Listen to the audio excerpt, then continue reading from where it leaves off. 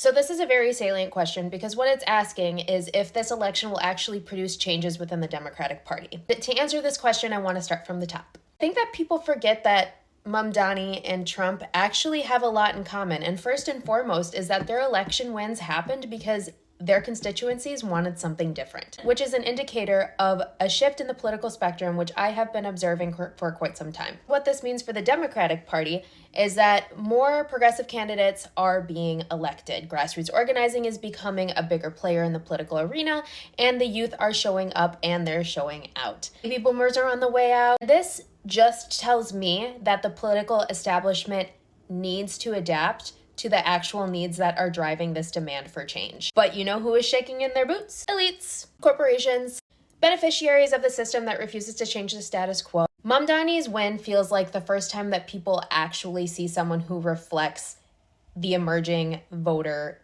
bases. And what that means is that his election shows that the establishment doesn't reflect real concerns, not just in New York City, but for the majority of Americans. And if he succeeds, the establishment will have to change course to gain confidence in its growing voter base if they want to keep us voting for the Democratic Party. Here's the thing. Our generation of constituents are considered low propensity voters. It means that we are unreliable and we don't turn out. But this race brought our generation out. I don't actually think that Mamdani will be the one to change the Democratic establishment, because what Mamdani has done instead is put the power back into our hands as voters. That means that we will actually be the ones to change the Democratic establishment.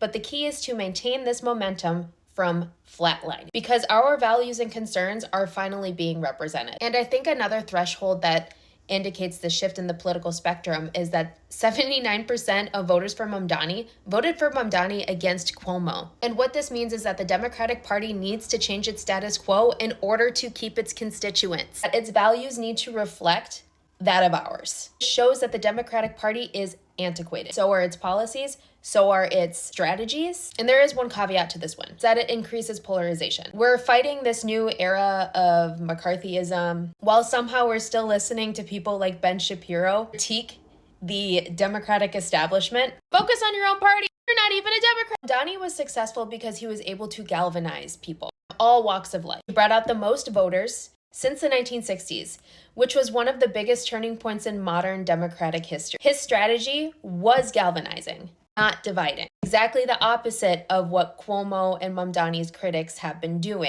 while smearing his campaign. And the other thing is that Cuomo spent $40 million on his smear campaign to capitalize on that divide. But money's salience in elections is dwindling. Here's the thing.